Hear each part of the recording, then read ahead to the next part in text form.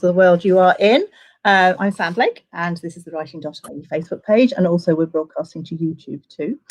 We've got a really exciting hour for you coming up. We have a fantastic novelist called Rowan Coleman.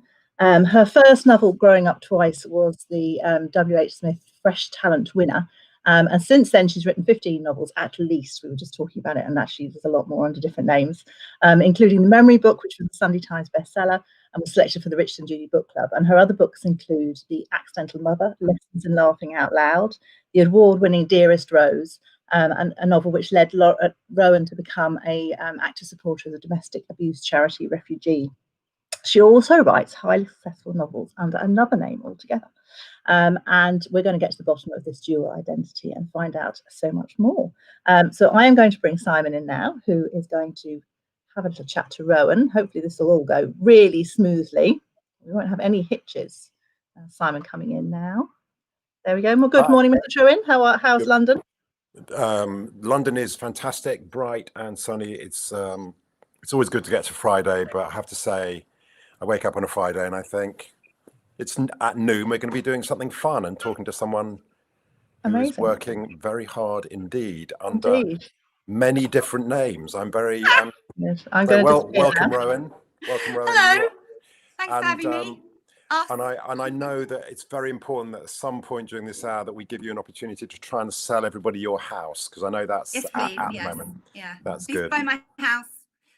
I've tidied it. So, how is doing my kind of research for today? It's been a wonderfully enjoyably confusing sort of process, because just when I think I've got a handle on who you are and what you do, I then discover there's a whole other part of the family tree. So what I want to know is, who are you today? I'm always Rowan. So that's one good thing you'll know about me, is that there is always will be a Rowan Coleman novel somewhere on the horizon, or plenty in the old backlist. But I love writing. I love it. It's my passion. I'm really lucky that I get to do it. And I like to write in different genres, and I like to try different hats on and different voices and explore different stories. And I've had a lot of fun doing that in various ways over my career. So I'm usually only two people at once. And at the moment I'm Rowan, and also Bella Ellis, author of the Bronte mysteries, which we're going to have a good chat about in a bit. So what I want to know is, when you're writing in different genres, do you have to kind of sit down at your desk in the morning in a slightly different mood? Do you have to kind of almost put a different head on? Yeah, well, no. What I do is I have a playlist. So I've got a Bronte mysteries playlist, which really helps me focus. And I have a Rowan playlist. And I have a different playlist for each novel. So I have one playlist for all Bronte mystery novels, and then a different playlist for every Rowan novel, which helps me get into the mood. So for example, in The Summer of Impossible Things, and most of it is set in the 70s in Brooklyn. So it's the Saturday Night Fever soundtrack is the playlist for that song. Wow. For that book. I don't know how you manage to listen to that and write at the same time, but you find music gives you energy, does it? It just is a really interesting way for me to focus into the world that I'm in. It just sort of helps me set the mood, I suppose. So if we go back to the beginning, when before you became a mother to many children, you have 5 under your care. Can you remember what was your experience as a child, say, of reading? Because all writers are readers to begin with, aren't they?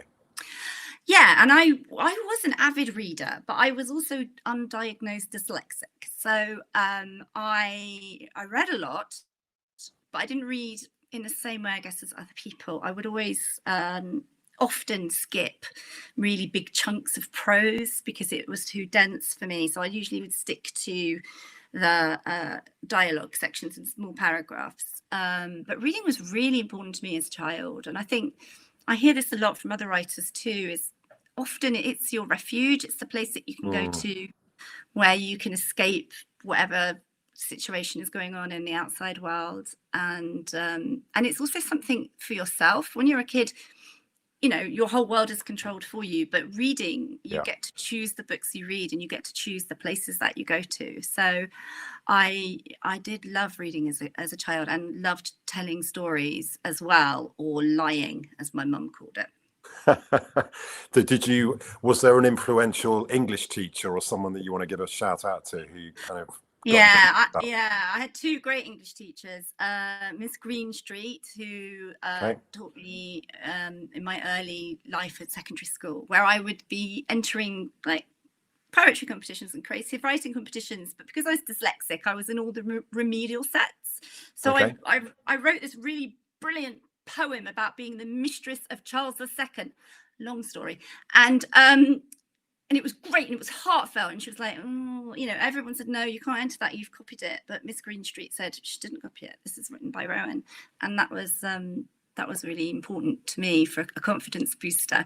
And Miss DL, my English teacher at sixth form, who I made his life misery basically by trying to get him to go out with me every day of the week. But nevertheless, he overcame that and was a really, really great English teacher as well, and helped me get through to university. When I was at uni, I was diagnosed dyslexic. Okay, well, maybe we'll come back to that, because I think that's clearly an important part of, well, you know, it's an important part of what you do as a writer is, wouldn't say overcoming dyslexia. It sounds to me like it probably enables you to do different things as a writer, but let's come on to that. So those two amazing teachers, they are around to see you as a hugely successful published writer? I think Miss Greenstreet might be married now, so I've lost track of her. But Miss DL, yeah, I'm still in touch with him. He now lives in the Czech Republic, and my books are published in the Czech Republic, so that's lovely. And we talk every so often on Facebook. Yeah. Because I think when we talked to Adele Parks a few weeks ago, I think she said one of her teachers had come to one of her readings, and it was just it was kind of a wonderful moment, her being at the front of the class instead of the teacher. Okay, so what age? Sorry, I must go back on this. What age were you Charles II's mistress? I mean, what age were you writing that poem? Slightly worrying. I was 13, and Okay. I read a lot of historical romance novels at that age, and I was big into 17th century, particularly at that point. Right. Okay. And were you also into just history as a subject? Did the two kind of cross-fertilize? Yeah, I've always loved history, but more as I get older, which is slightly sort of worrying. But I think it's so fascinating, isn't it? Because time changes, and there's progress, and there's technology, but actually human beings are fundamentally the same today as they were 500 years ago. And that's really kind of draws me into that strange mystery of humanity. I mean, a lot of people who are tuning in now are budding writers or writers at the beginning of their careers. And I think we've talked a lot about historical fiction, and I think the challenge some people find is they get tied up in historical novels being about kind of funny costumes and different language. But you're right at the center of it, there are people with beating hearts and blood and feelings and all of that. And I think that, I mean, clearly you have written in different eras. You talked about your 70s novel. Clearly you're also writing as Bella Ellis with characters who live in a very cold, dark parsonage in the north of England in a different era. How do you get yourself, how do you put yourself into those different kind of places?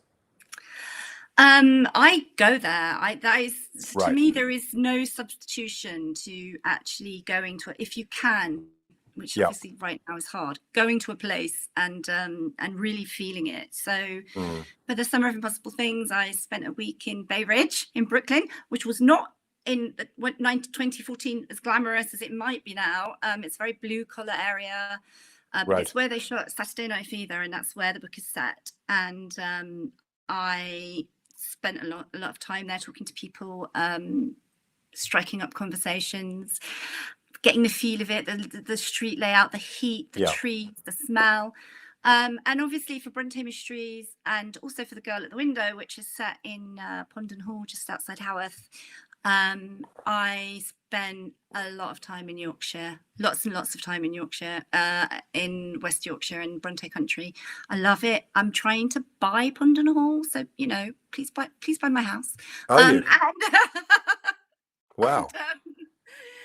And to me, that you can't really, unless you have been up the moor every season. So I've been rain, snow, hot sun, cold wind. You've got to do that to understand the landscape, and also spend a lot of time wondering about the parsonage, pretending that I'm Emily Bronte.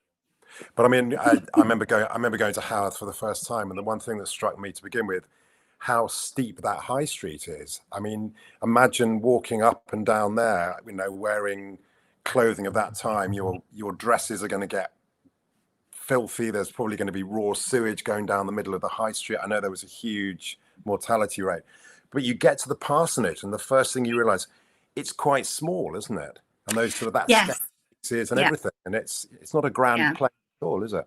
It was not grand, no, and they were very sort of lower middle class family. And it's, in fact, in the time of the Brontes, it was much smaller than it is now.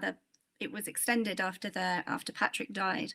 So it was a very small, but little house, but actually, quite cozy. I think they were together, a lot of them together in this small house, and you can still feel that family dynamic there, which I think is one of the wonderful things about having these literary houses as museums, that we can engage personally with these authors of the past. And Bronte Parsonage really needs your help at the moment. So go and click on their fundraising link and bung them a £5 if you can, because lockdown is putting them in serious danger. Yeah. I mean, I was there 20 years ago, but it felt then very much like a group of huge, enthusiastic, but kind of amateur people running something that really meant a lot to them. It's not like going to a National Trust property, is it? So clearly they need a lot of help. I mean, the team that run the parsonage are amazing curator Anne Dinsdale, amazing volunteers, amazing people who try and bring new voices, diverse voices, and new people to the parsonage. I think 20 years it's come a long way, but it depends on the visitors, and right now it's not getting visitors, so we really need to try and help keep it going if we can. So we'll come back to Rowan Coleman, but let's have a look at Bella Ellis. So you've always been fascinated by the Brontes. Yes. So you start as a sort of huge fan of the books and the era. Huge fan, yes, huge fan. And so what happened? I mean, how did we get from being a fan to becoming Bella Ellis and writing these fantastic books? So I was writing my latest Rowan Coleman novel, The Girl at the Window. Yeah. And it's, as I mentioned before, it was set in Pundon Hall, and it involves part of it involves a mystery that's set in the 17th century, and also possibly the discovery of Emily Bronte's lost manuscript for her second novel. Okay. And I thought at one point, would it be fun to have the Bronte sisters trying themselves to solve this 17th century mystery? And as soon as I thought it, I thought, well, no, hang on a minute, that is too good an idea. If we're going to have the Bronte sisters solving mysteries, they need to have their own novel. And so I kind of put a pin in it, finished The Girl at the Window, and proposed that idea to my agent, and who said, yeah, all right, let's go with it. So from that, The Vanished Bride was born. And I think for me, it was really important to be as biographically accurate as I possibly can be with the Bronte sisters. So everything that happens in their lives in the novel happens in reality. And in amongst those facts, I've weaved a mystery novel as well. And I sort of try and, in a way, it's its own standalone story. It's completely fictional, but I do also play with the idea that maybe some of the things that happened in this mystery might have inspired their novels. So I can see why you're such a good friend to the museum, because I think what you're doing is you are bringing those characters to life in a kind of 360-degree way, which you know, perhaps their own books, you know, they're kind of revered, aren't they, as kind of works of the British canon. But I mean, this is, you know, you're having some fun here as well, aren't you? You're bringing them to life. God, yeah, and also they're quite lighthearted. I mean, they are sometimes really dark, but they're quite lighthearted as well. I sort of think about it as Buffy and bonnets. Brilliant. They're fighting evil, but they also crack jokes, and I think it's. I want it to be a kind of a gateway, I suppose. If I'm going to be a bit precious about it, I hope it's a gateway to the Bronte novels, because actually there is this sort of kind of fence put around our classic literature that makes you feel that it's really only for certain people. It's only for academics or students or posh people or whatever. But the Bronte novels are just blooming good stories. They are absolutely rip-roaring tales of adventure and treachery, passion, love, and rebellion. So, you know, if I can get anyone to pick up a Bronte novel, I'll be thrilled to bits after they've picked up mine. So we're always interested in this hour about the nuts and bolts about how you write.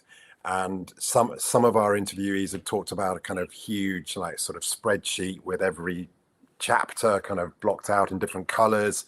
Other people have just got on with it.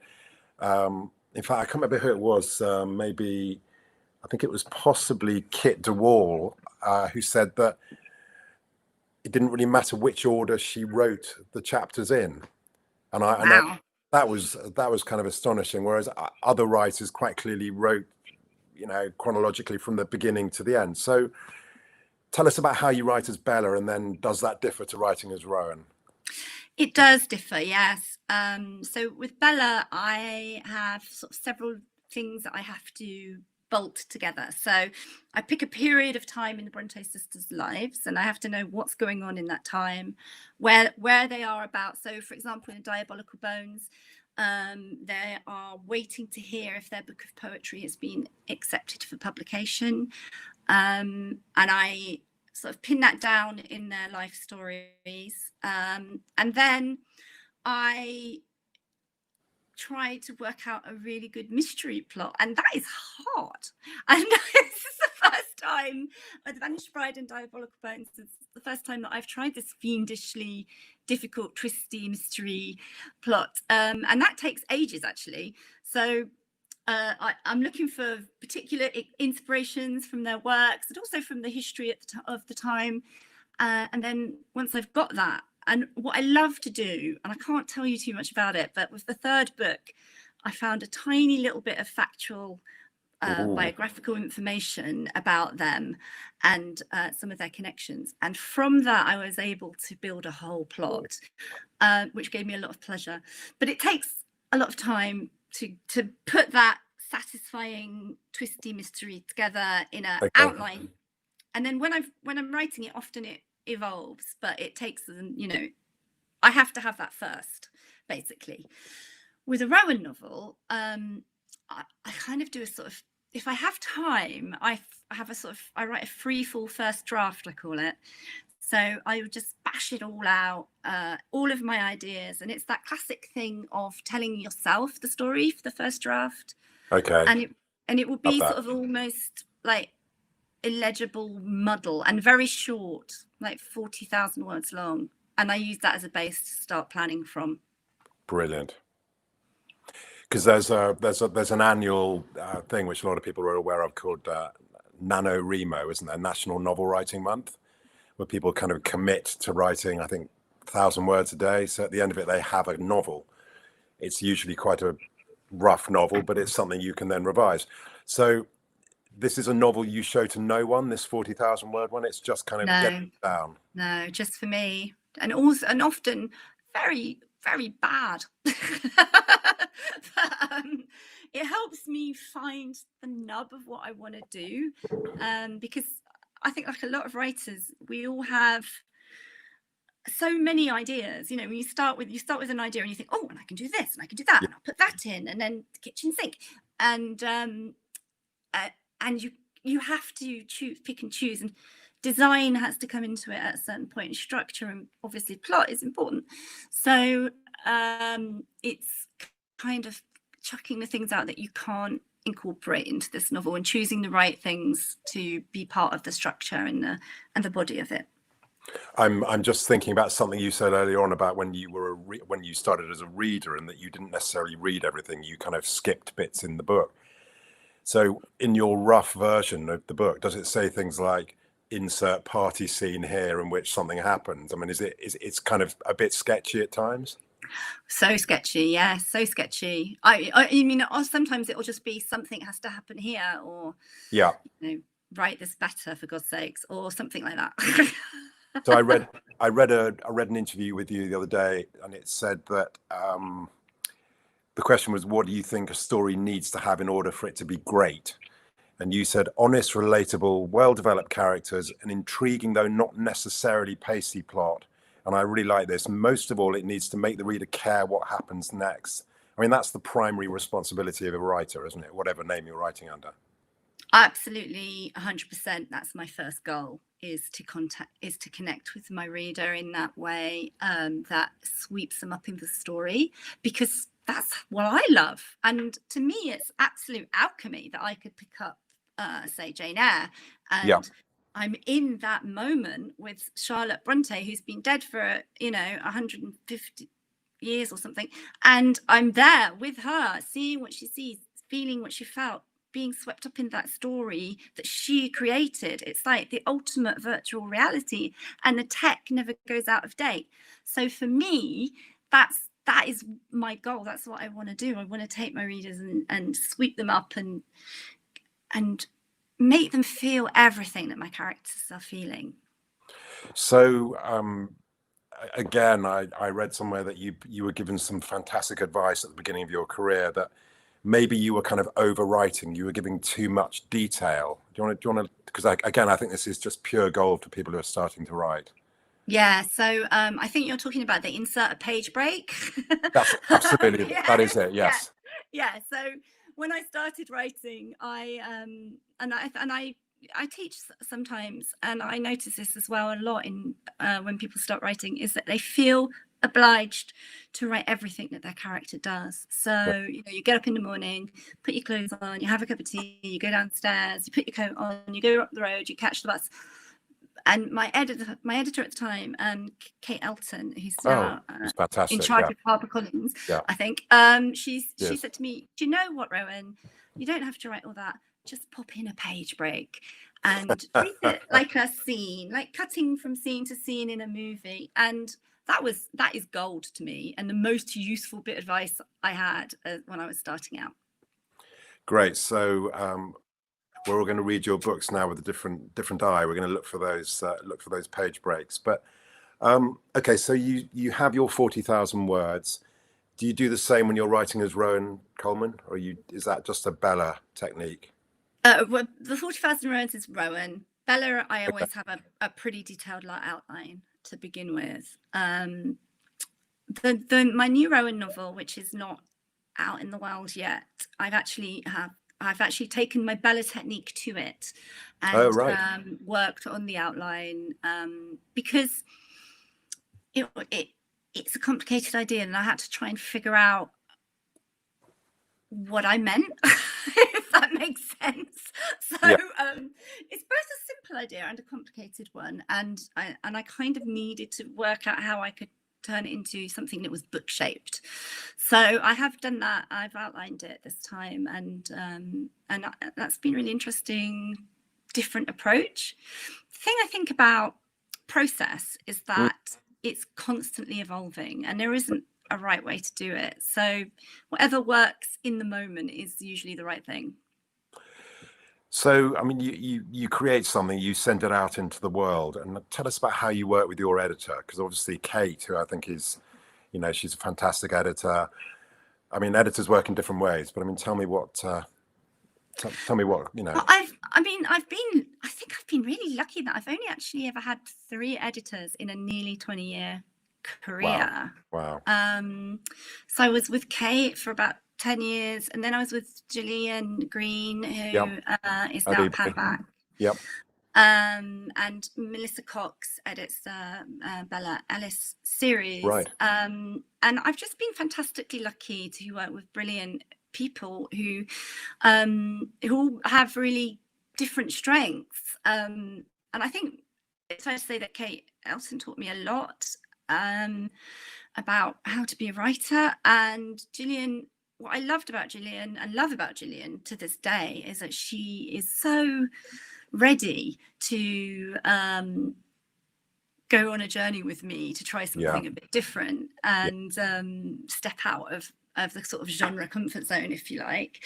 And Melissa is just brilliantly engaged in my passion for the Brontes, and she's really good at helping me work out if I'm pacing it right and where the light and dark bits, if they're in the right places. So I just feel so lucky, actually. I've just been working with brilliant women who have helped me bring my books out to be the best that they can be, I hope. I mean, that's the thing, isn't it? I think some people feel threatened by the idea of an editor, but they're not a teacher marking your homework. As you say, they're fellow travelers, aren't they? They're there to get to the finishing post with you. I think of editors as collaborators, and you know, you're in a way, you are the author writes the book, but we are making it together. It's a sort of joint process, and those fresh eyes and that editorial look at it is so important.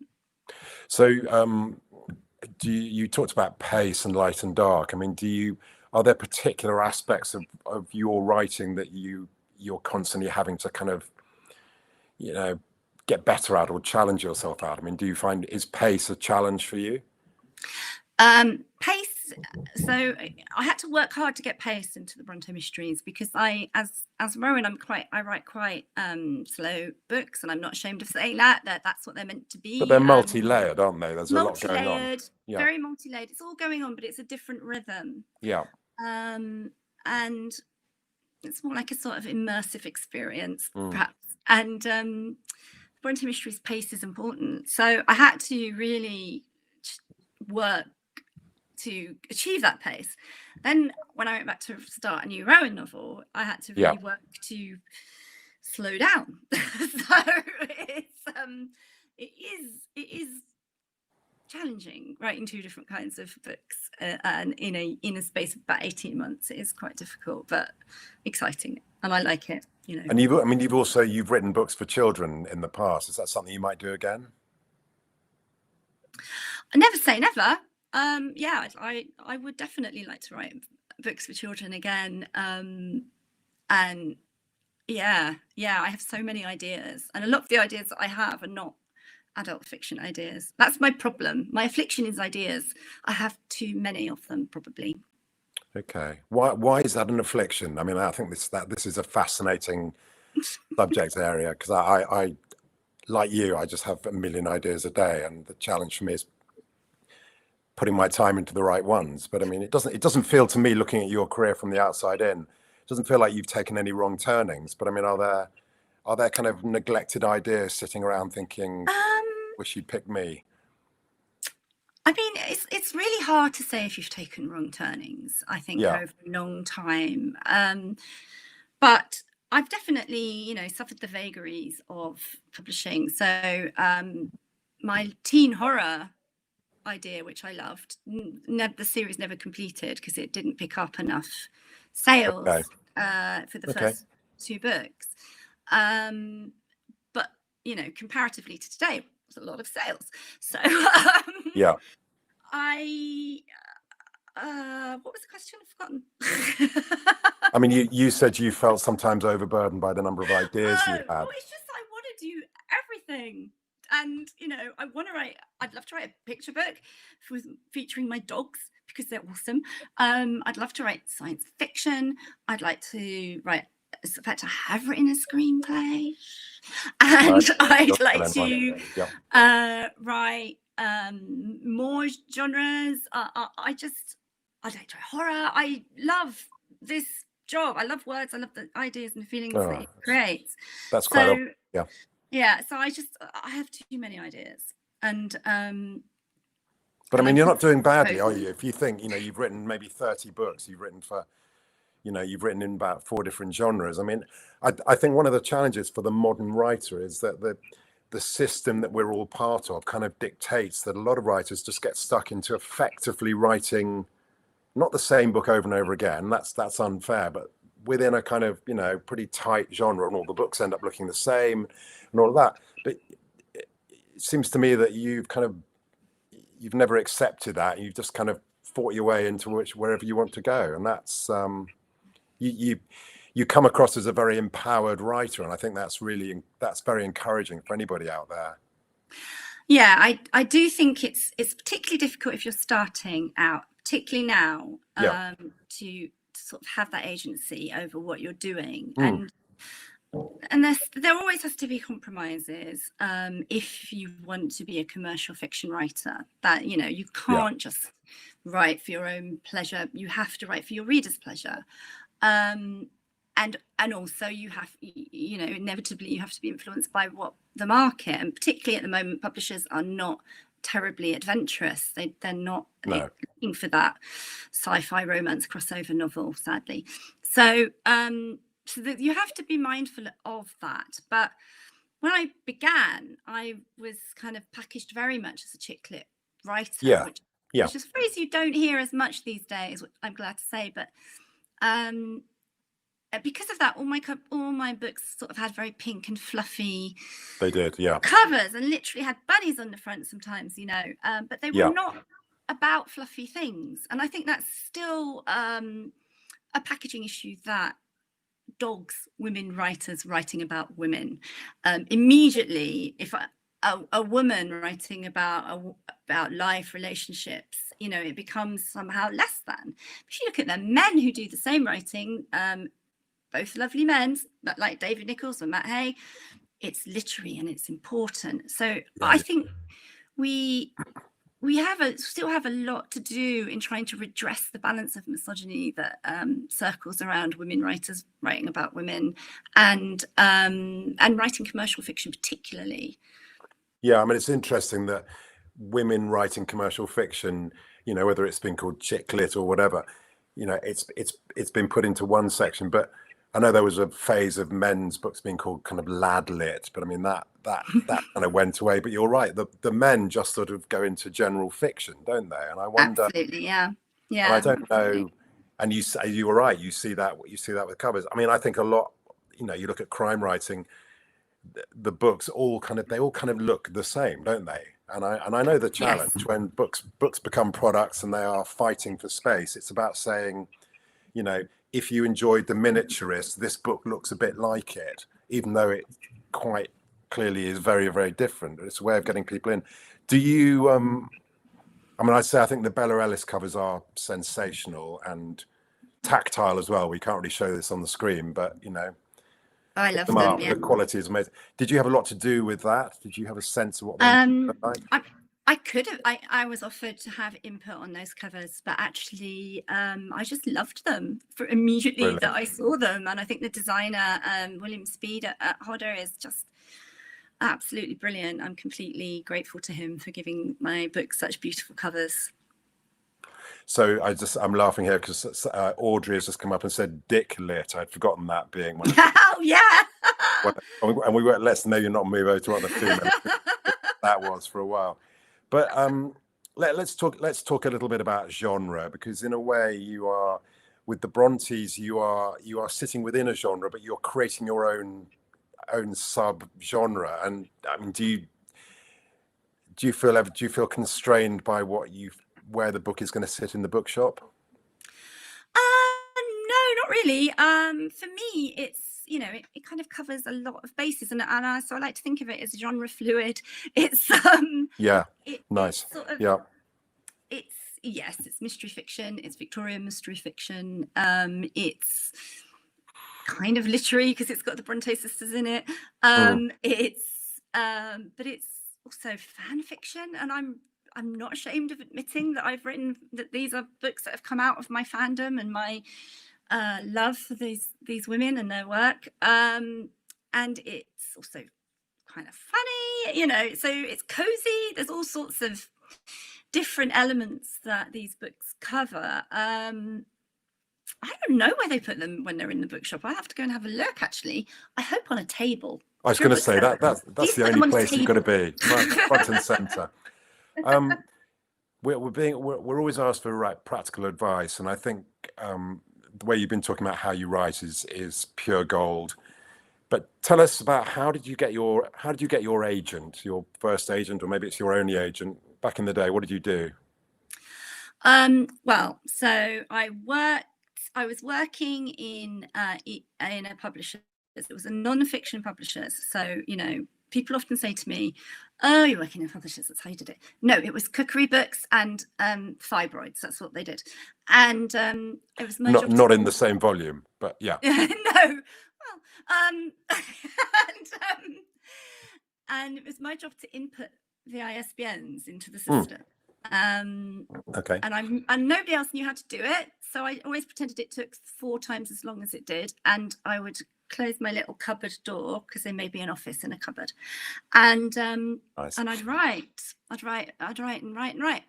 and then one day I entered Company Magazine Young Writer of the Year short story competition.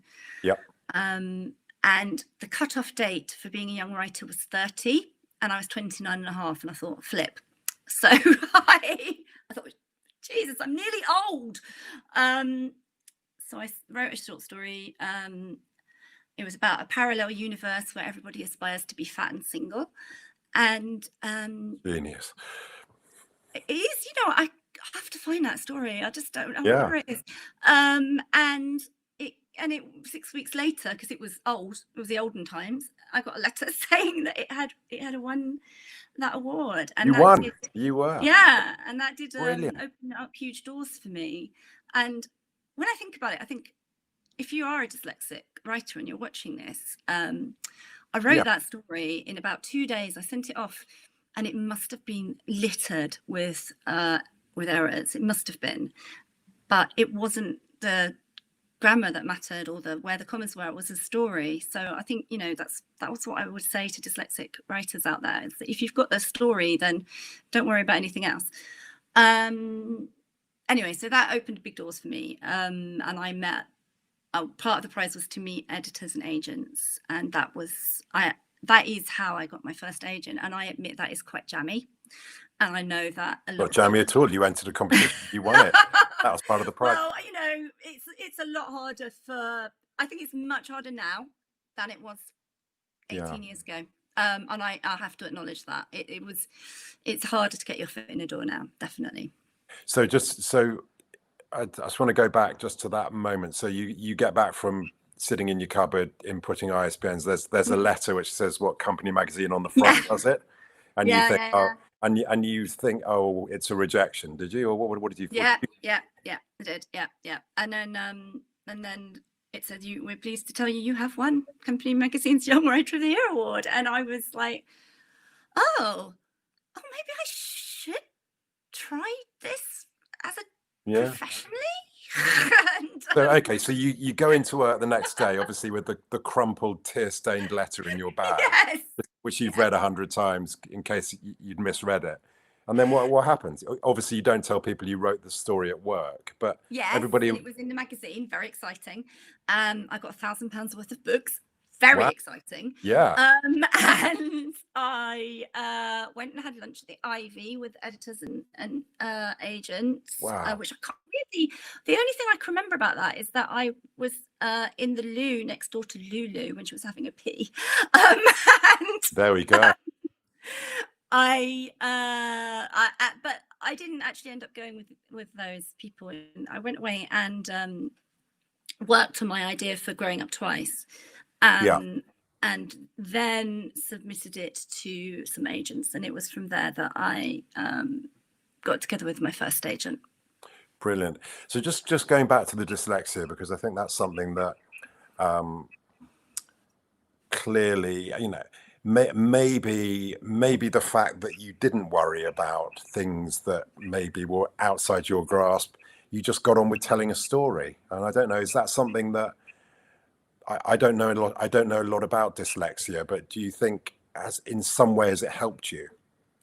I think actually it really definitely does help. Dyslexic people tend to be very visually creative, and they're very, very good 360-degree thinkers and lateral problem solvers. So that all of those things really, really help. And also, I think you do tend, I didn't know the rules. I don't know the rules. So I still don't know the rules. So I don't worry about the rules. And so many new writers that I meet and that I mentor are so worried about getting chapter 1 right before they write chapter 2. Yeah. And that way madness lies, and also that way an unfinished manuscript lies, and you're never gonna get your book published unless you finish writing your book. So my Brilliant. second piece of advice after putting a line break is just finish that first draft. It doesn't matter how bad or good or short or long it is. It's for you, and once you've got to the end of that, then you can start really crafting. Yeah, I think a couple of people we've spoken to, Adele Parks being one of them, said she got to the end of one version of the book and just thought, this is from the wrong perspective, or this needs to be third rather than first person, or whatever. Have you had to make that really difficult decision at the end of a huge process and thought, this is the wrong book or the wrong angle? I mean, I think in first draft times, third to first is like a sort of, every other day occurrence. Yeah. I do think you can't write the really good beginning of your novel until you've written the end, because how can you possibly craft that perfect beginning unless you know what's in that perfect ending? And they should link up, in my view, to give that really sort of satisfying feeling. So do you write the beginning last? Is this what you're saying? No, I write a beginning. I mean, I write chronologically. I write a beginning, but I don't dwell on it. And I keep going. When I know what the book means, what the shape of the book is, then I'm able to write a really good beginning. Wow. With all the bits of sort of foreshadowing and sort of the magic that you want to do, that you'll write, that when a reader finishes the book, they go, oh, and sort of little points throughout the plot tick back to them and have a new meaning. And that's kind of something that I really like to try and achieve through design. But you can't do that until you have the draft. I read about how Ian Fleming wrote, and I think obviously it involved, him probably sitting on a top of a cliff in Jamaica with a brandy and a cigar or whatever. But I think, he would write 1,500 words a day, put it away in a drawer. The next day he'd start the next chapter. He wouldn't read anything. He wouldn't read yesterday's work today. So he'd get to the end and then he'd rewrite the book. And, they're quite short books anyway, the original Bond books. But I mean, are you always looking forward? I am mostly always looking forward. But if I get stuck, which does happen, I will take stock. So what I will do is I'll engage the other side of my brain. I can never remember if it's supposed to be left or right, and I use post-it notes because I'm a very analog person, and I'll summarize every chapter or scene on a color-coded post-it note, stick it to my wall, and then I can see it visually. Brilliant. So I know if one plot strand is too heavy, one character is not there enough, and that just also helps me figure out where to go next, and it also sparks ideas. It gives me inspiration, and before I know it, I'm unstuck and going off again. And with a really complicated book like The Summer of Impossible Things, I did that probably 11 times, or about 11 or 12 drafts to that book, I think. Well, something like The Girl at the Window, which is, you've got 3 timelines in there, haven't you?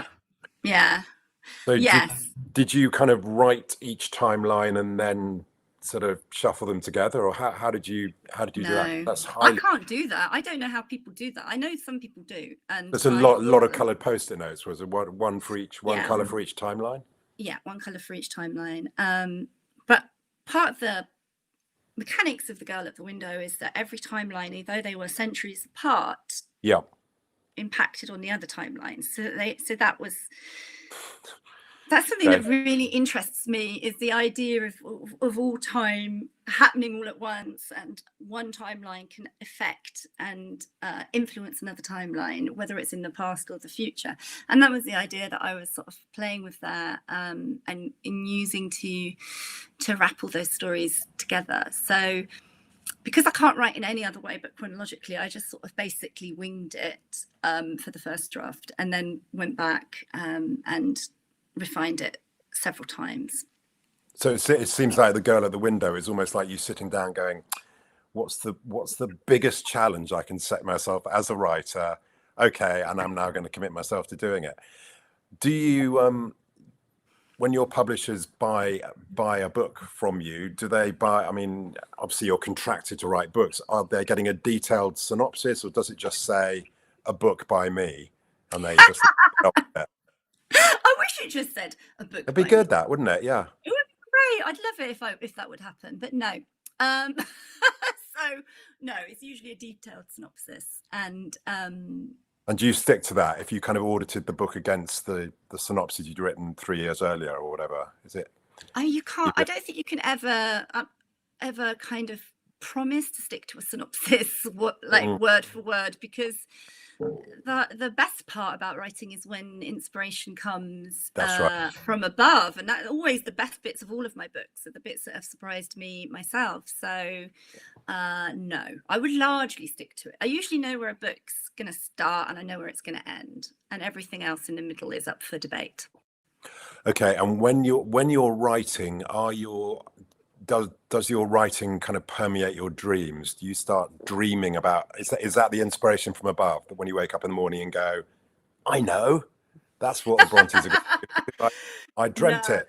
No, if my dreams were my main inspiration, I'd be writing zombie novels. Okay. I think inspiration is something you have to graft for. So okay. You can't sit around waiting for it to just drop out of the sky. You have to get in front of the laptop and just keep going until it appears like a magical genie. But you have to put blood, sweat and tears in to get there. And I think that's why, 80% of writing is a bit of a slog. It's hard. It's really hard. It's like walking through treacle. But when you do get that inspiration, then you're like, it's the best thing in the world, isn't it? Walking through treacle. Goodness. Yeah. Okay. That's a fantastic image, isn't it? So each draft, by the end of it, you're walking on water. Is that the idea? That's the idea. Or rather, bicycling down a hill without your brakes on. I think we've taken this. I think we've taken the metaphor as far as we can, but I think that it's really. So with the Rowan, it strikes me that you talked about the dyslexia, and it with the Bella Ellis books, you are having to probably push against your natural instincts more with those than when you're writing as Rowan, because you're having to be more structured up front and you're having to do more plotting. Yes. Yeah, that's true. I think it hasn't actually been a problem for me in terms of my dyslexia. Maybe because I feel like I've made friends with dyslexia now, and no, it absolutely feels like it's become part of your empowerment. Yeah, we rub along quite nicely together, and also I've got a really lovely friend who proofreads all my stuff. So shout out to you, Julie, if you're watching. The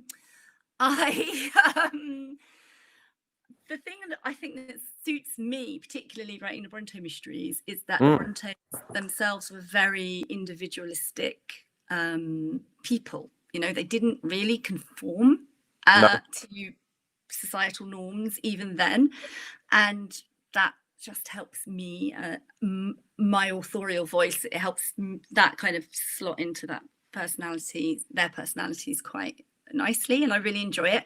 I especially enjoy being Emily. She's my favorite. Don't tell the others. It must have been very difficult being Branwell, don't you think?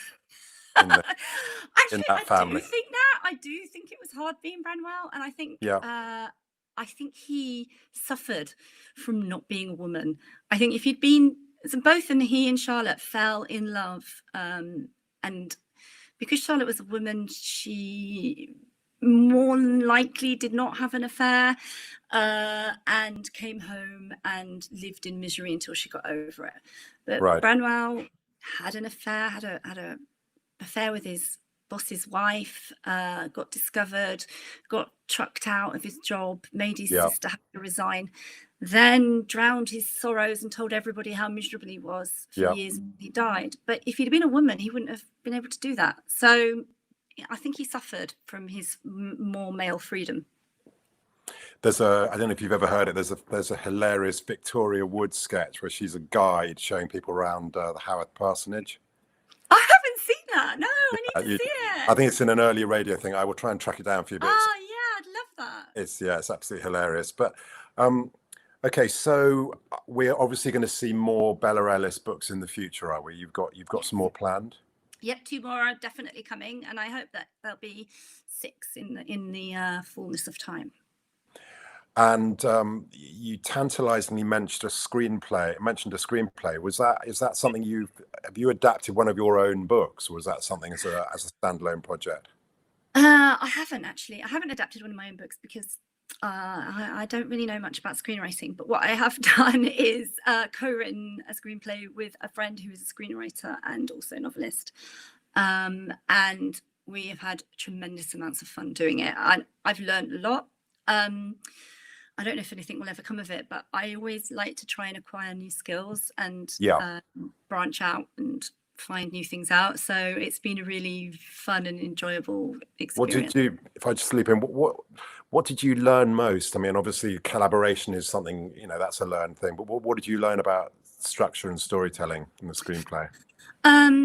Brevity and showing, and how you have to sort of show the story through the dialogue, and it's only get a page per minute, is it? I don't know. So I'm still learning, and I can't actually imagine adapting my book for a screenplay yet, because I don't know that I'd be ruthless enough to take it all out. I think they often say, don't they? I think it's Robert McKee in his thing adaptation talks about the worst person to adapt a book is the author, because you're going to be about it.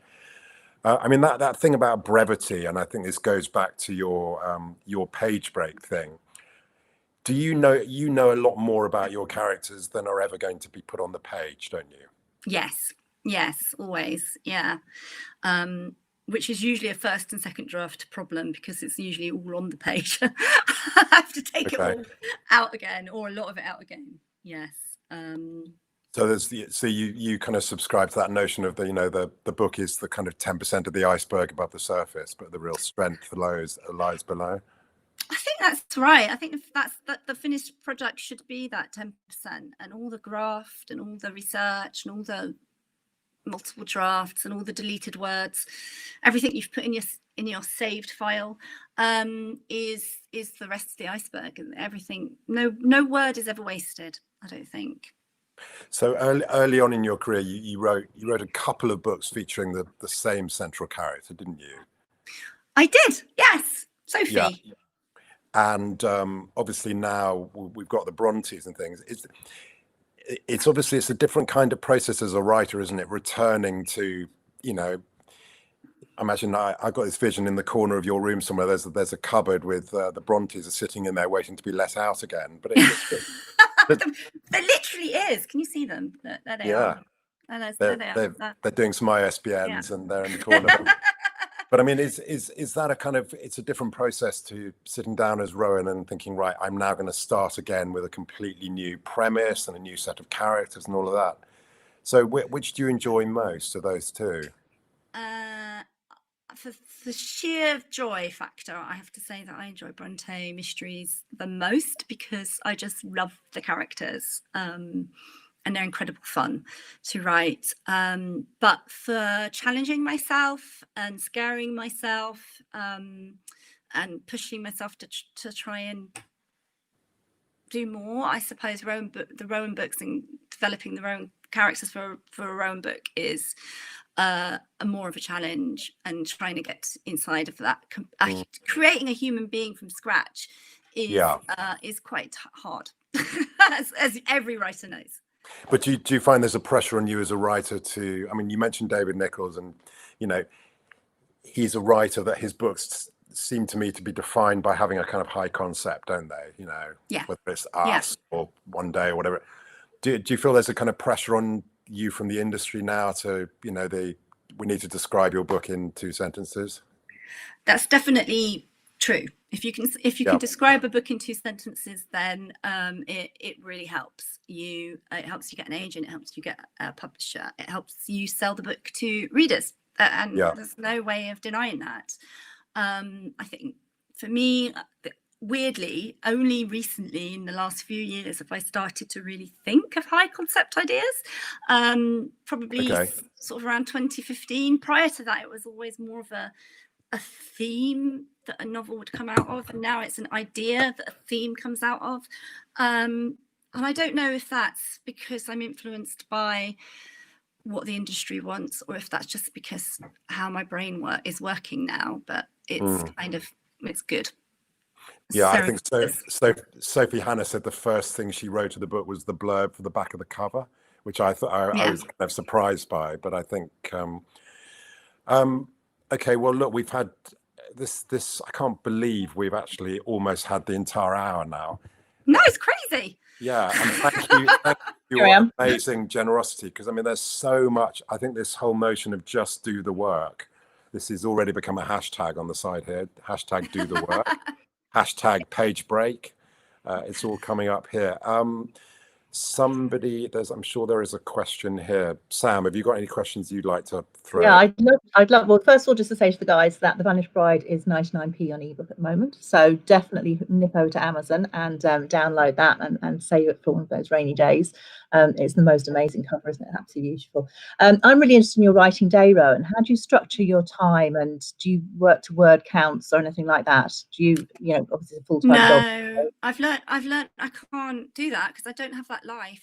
My life is too chaotic and interrupted. So I just try and write for about 4 hours a day somehow. That's basically how I do it. I have a lovely studio, but today, you know, I knew that we were doing this at 12. So this morning I joined TikTok. Are you on TikTok? Please come and find me because I don't know what I'm doing.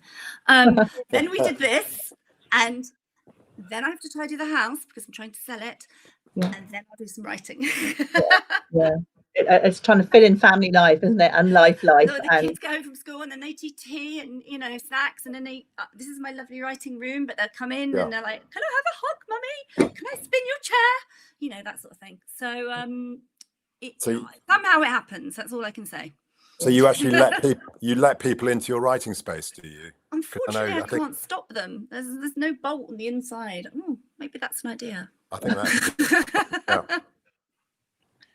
Definitely is. It's fantastic. I love that thing when you're talking about a free fall novel, and that first draft is a complete free fall for the Rowan books, and then the contrast with the Vanished Bride. When we were talking to Carmel Harrington, she writes women's fiction, and so she writes very much. She was writing very organic sort of first drafts, and then when she started with writing the Cold Feet book, because it was the gap between in the 10 years the Cold Feet hadn't been on, she had to do something similar to you, and she was going in and she had to understand the characters, and she had those constraints. And I think when I can see you must have, there's huge constraints in the history and understanding the history and the amount of knowledge that you have to have before you even come in with your story. Well, you do need to have a lot of knowledge, which luckily for me isn't a problem, but because I just like finding out stuff about them. But also, even though with everything that we know about the Bronte sisters, we actually only know about 5% of what they did day to day in their lives. So there's lots and lots of room for stories to go in around that, which is delightful for me. No, I think it's brilliant, and it's so exciting. It's exciting for readers too, because a lot of people feel they know them from their books and from obviously if they've had the opportunity to visit Parsonage as well. I mean, that's fantastic. We'll pop a link in the comments actually for the Parsonage fundraiser, and make sure that pops up too. Yeah, so that means when people watch this back then down the road, they'll be able to click on it. So yeah, no, it's just fascinating. I think it's brilliant. I love the idea of taking those girls and making them live again for a whole new generation, particularly now when they're changing the syllabus and some of the classics aren't quite featuring as heavily as they could do. It's a brilliant way. I feel like they didn't have enough life. So in my own small way, giving them a few side adventures is, Giving you know, a little bit of way of giving them a bit more. Exciting. That's brilliant. Thank you so much. We got through. Simon actually niftily got through quite a lot of the questions that came through there as we were going along. But we'll go through and check and see if there's any more that come up that we might have missed. So The Vanished Bride is in shops at the moment. The Diabolical Bones is coming on the 5th of November.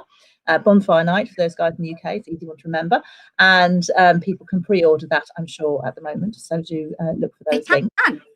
Yeah. Brilliant. Actually, if you pre-order it and you find me on Twitter, I'll send you a signed book plate. Ooh. Oh, brilliant. Bonus. Okay, so there you go. So yeah, and Rowan's Twitter link is also in the comments. That's already been dropped in. So just click on that, follow her on Twitter, and then you can pre-order and get your book plate. And obviously, The Girl in the Windows in shops has been in shops for a while, and all the Rowan books are there too. So I think it's fantastic. It's just been so interesting. Thanks. Process. Oh, it's brilliant. It's so exciting. Thank you.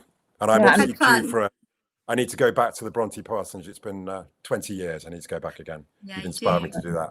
But thank you. It's been a fantastic hour. Thank you so much. Thanks for having me. Thank you. Good luck selling the house.